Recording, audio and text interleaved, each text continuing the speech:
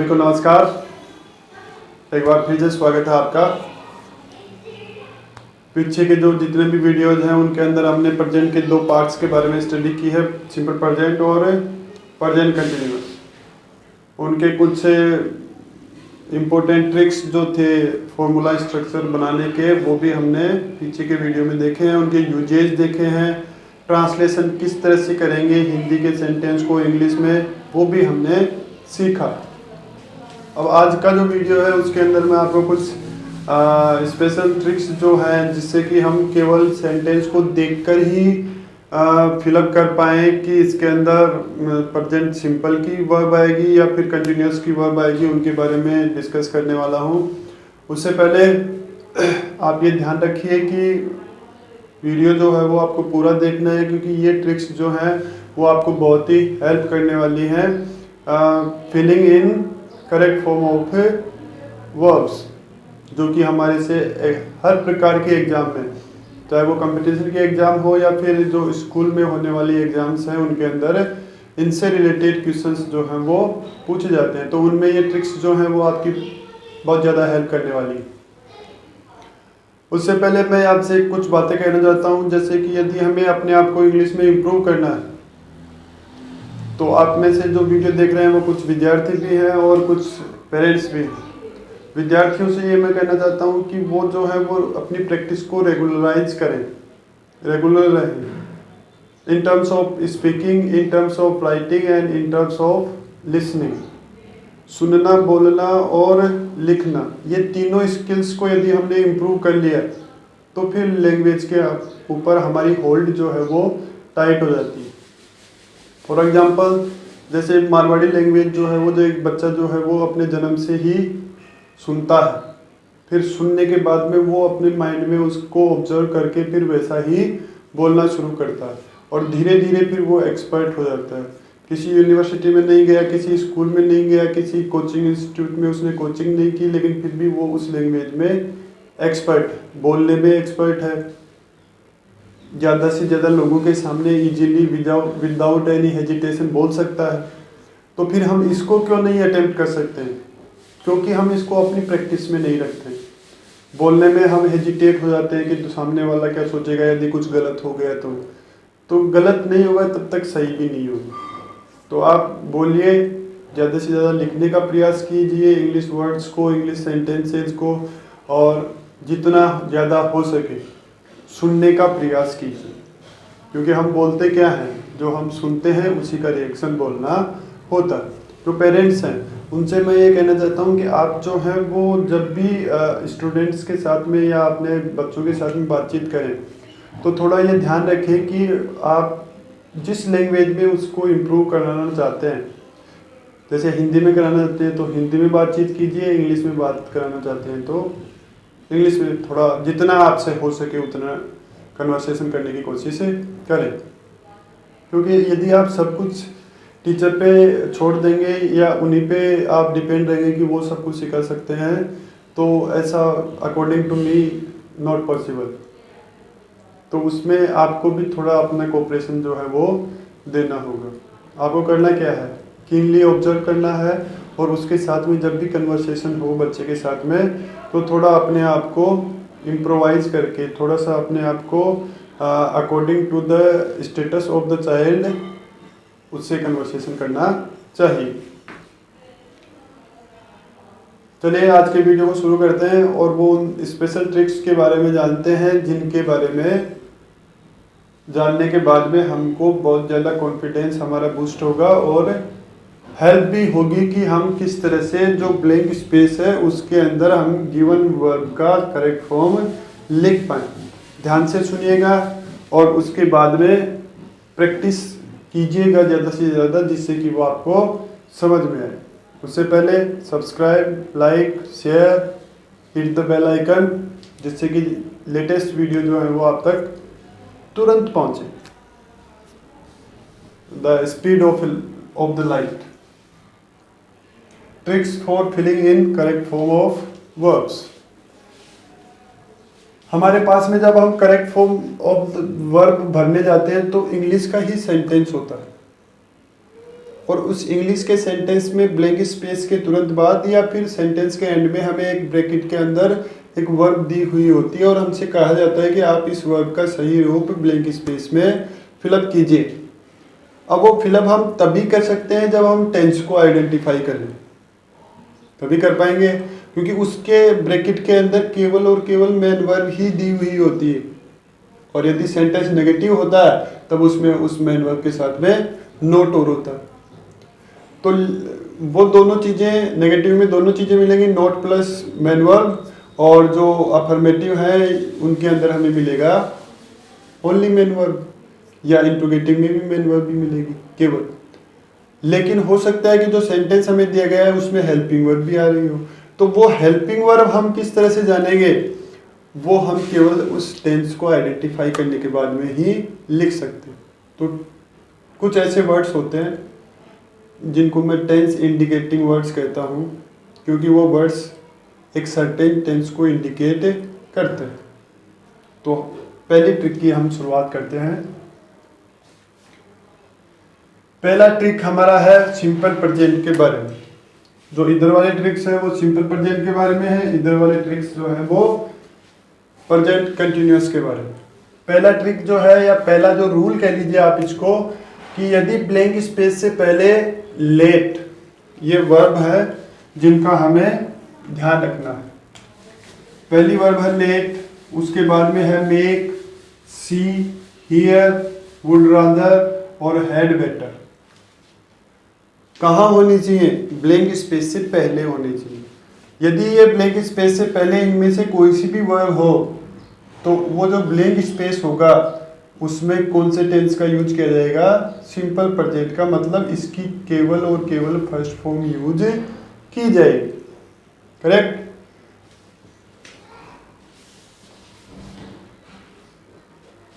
Simple present tense का हमने formula पढ़ा था। उस फॉर्मूले में हमने देखा था कि वो जो सिंपल प्रेजेंट टेंस है उसके अंदर हम क्या करते हैं? सब्जेक्ट को सबसे पहले लिखते हैं। सब्जेक्ट को लिखने के बाद में हम क्या करते हैं? हेल्पिंग वर्ब, क्योंकि उसमें अफर्मेटिव सेंटेंस में होती नहीं है तो हम लिखते भी नहीं है। फिर उसके बाद में हम क्या करते हैं?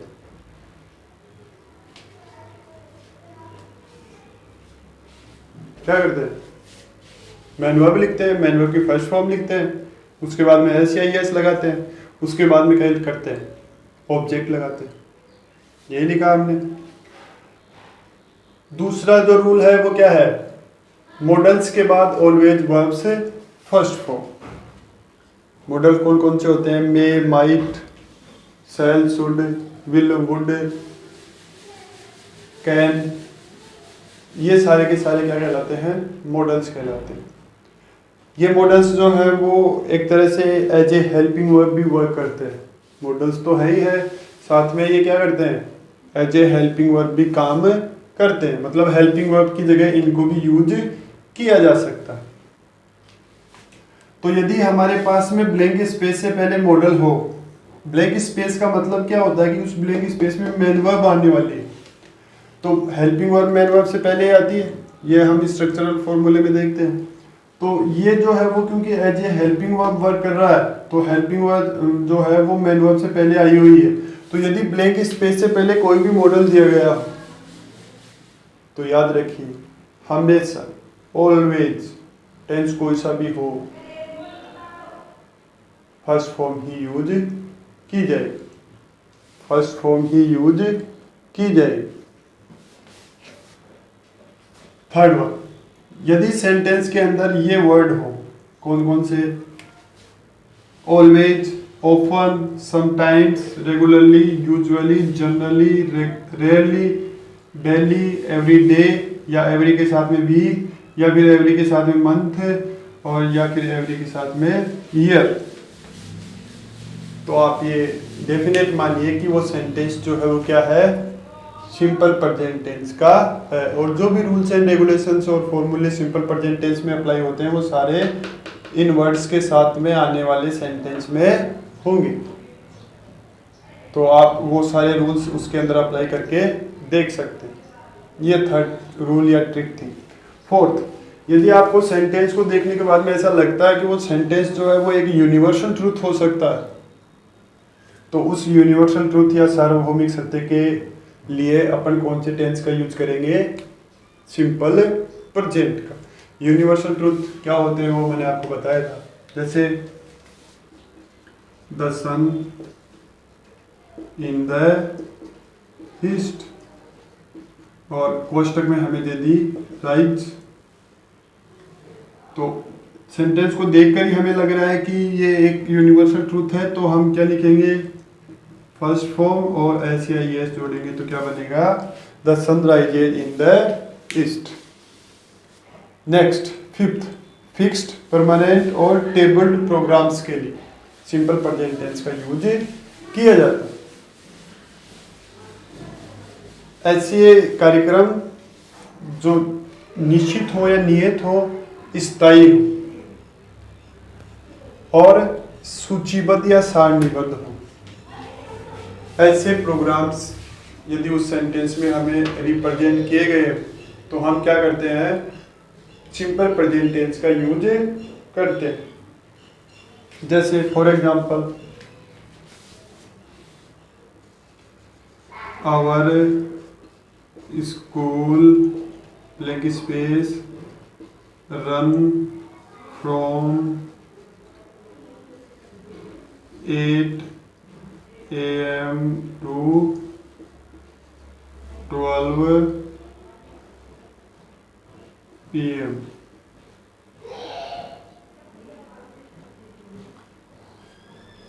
हमारा विद्यालय 8 से 12 बजे तक चलता है। तो ये एक टेबल प्रोग्राम, मतलब सूचीबद्ध या सारणीबद्ध कार्यक्रम है। तो इसके लिए फिर हम क्या करेंगे? क्योंकि प्रेजेंट सिंपल का है तो हम क्या करेंगे? एस और एस को ऐड करेंगे। क्लियर? तो ये आपके सामने 5 रूल्स या आप इनको ट्रिक्स कह सकते हैं, जिनको देखकर हमें क्या करना है? या तो सिंपल प्रेजेंट टेंस का यूज करना है या फिर मैन वर्ब की फर्स्ट फॉर्म का यूज करना। It is okay. पहला, ब्लैंक स्पेस से पहले इनमें से कोई सी भी वर्ब हो तो क्या होगा? मैन वर्ब की फर्स्ट फॉर्म का यूज किया जाएगा या सिंपल प्रेजेंट टेंस का यूज होगा। विल का पास्ट मॉडल है वुड। यदि सेंटेंस में ब्लैंक स्पेस से पहले कोई मॉडल हो तो हम क्या करेंगे? ऑलवेज राइट मैन वर्ब से फर्स्ट फॉर्म। यदि इनमें से कोई सा भी वर्ड उस सेंटेंस में कहीं भी हो, इनमें तो अपन कह रहे थे ब्लैंक स्पेस से पहले होना चाहिए, इसमें भी ब्लैंक स्पेस से पहले इनमें से कोई वर्ब होनी चाहिए, लेकिन ये उस सेंटेंस में कहीं भी हो सकते हैं। और ये कहीं भी हो तो हमें क्या करना है? सिंपल प्रेजेंट टेंस का यूज करना। यदि उस सेंटेंस में यूनिवर्सल ट्रूथ हो तो भी हमें सिंपल प्रेजेंट टेंस का यूज करना है।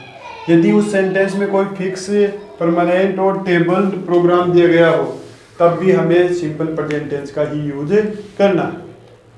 तो ये 5 ट्रिक्स तो हो गए आपके लिए सिंपल प्रेजेंट की। अब देखते हैं प्रेजेंट कंटिन्यूअस के लिए कौन सी ट्रिक्स हैं।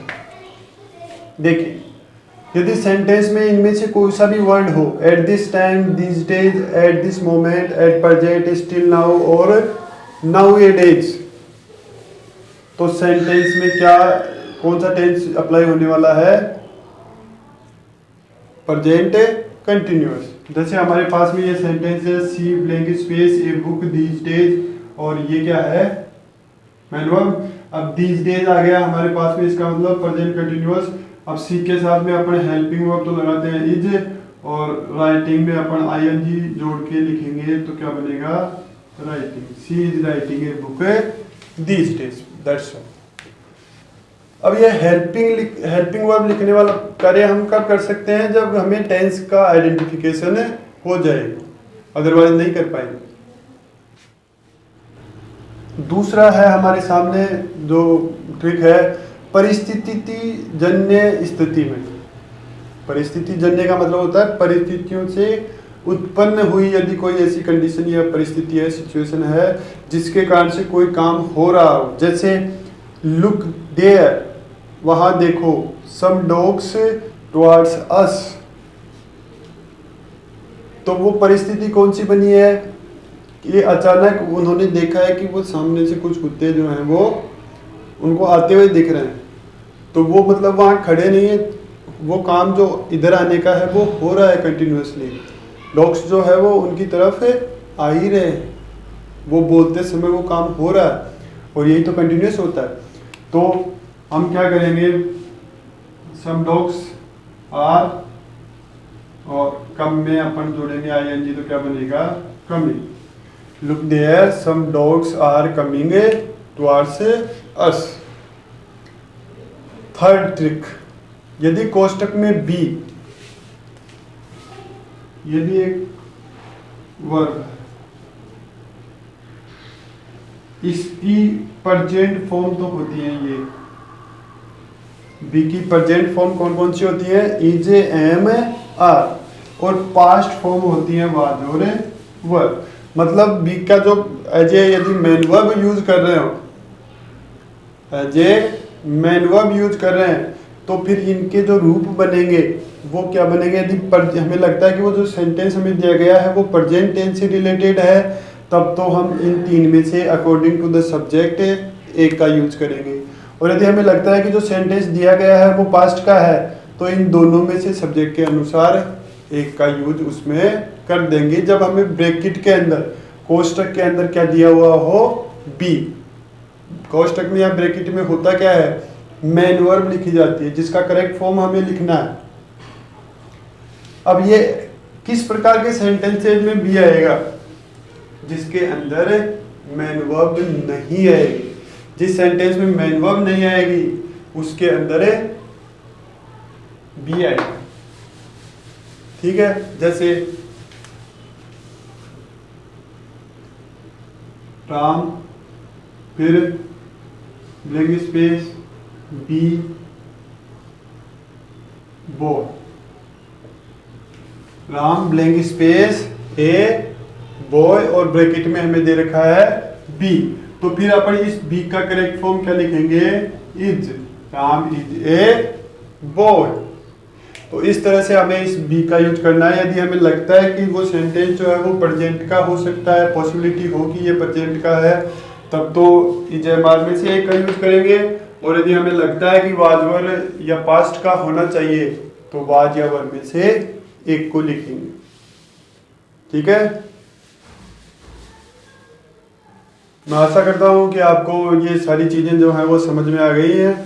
इसी के साथ, मतलब इन ट्रिक्स के साथ में हमारे ये दो टेंस जो हैं वो कंप्लीट हो गए, सिंपल प्रेजेंट और प्रेजेंट कंटिन्यूअस।